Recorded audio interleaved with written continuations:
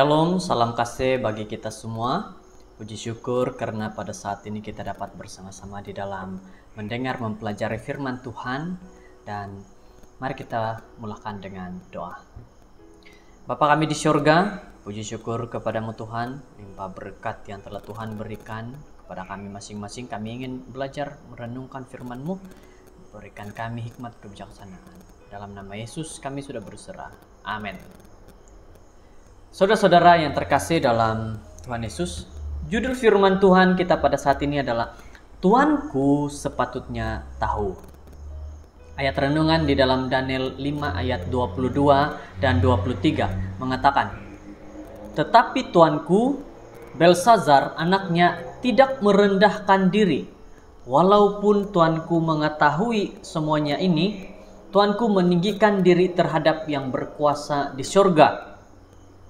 Berdiri di hadapan raja yang mabuk itu, Daniel pastinya menggeleng-gelengkan kepalanya dan berkata kepada raja, 'Tuanku sepatutnya tahu.'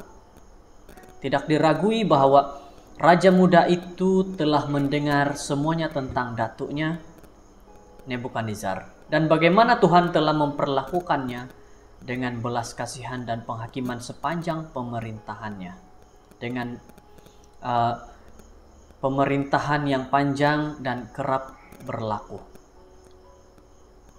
Nebukadnezar telah menjadi cerita legenda, dan ketika masih kecil, Belsazar telah diajar semuanya tentang eksploitasi Nebukadnezar dan cara Tuhan yang dramatik untuk menjangkau hatinya. Akan tetapi, bukan pula mengindahkan fakta sejarah dan belajar daripada sejarah.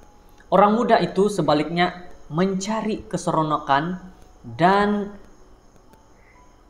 bukannya dididik serta mencari diri dan bukannya pelayanan kepada orang lain yang dia lakukan. Apabila Daniel di bawah keadaan yang kucar-kacir akibat mabuk, dia tidak berminat dengan hadiah yang ditawarkan oleh raja. Dia tidak perlu dirasuah untuk memberitahu kebenaran. Walaupun dahulu dia telah patah hati untuk memberitahukan Nebukadnezar tentang penghakiman Tuhan, namun kali ini dia tidak patah semangat dengan ketika dia mengucapkan malapetaka dan menamatkan riwayat hidup di surga. "Tuanku sepatutnya tahu," kata Daniel. Tuhan melakukan segala yang mungkin untuk menyelesaikan masalah. Tiada rayuan yang tidak dinyatakan semasa setiap kita menjalani kehidupan. Hanya melalui hikmat dan kasih Tuhan yang tidak terbatas kita dikelilingi dan diburu oleh Tuhan untuk menyerahkan kehendak kita kepada Tuhan dan untuk menjalani kehidupan yang murni dan mulia.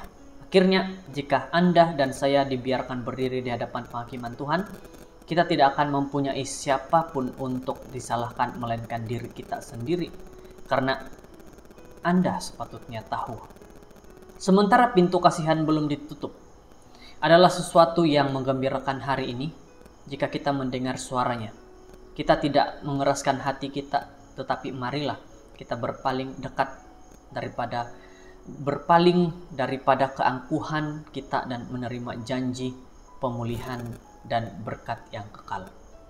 Saudara-saudara yang terkasih dalam Tuhan Yesus, satu nasihat bagi kita pada saat ini, kita diberitahu supaya kita mengingat kembali apa yang terjadi di dalam cerita-cerita Alkitab, sejarah-sejarah yang ada dalam Alkitab, di mana yang baik menjadi kekuatan kepada kita, dan hal-hal yang tidak baik seperti raja yang tidak baik, dan ramai lagi manusia-manusia yang tidak mendengar Tuhan, itu semua kita jadikan satu dorongan supaya kita jangan mengikut, tetapi kita dekatkan diri kepada Tuhan.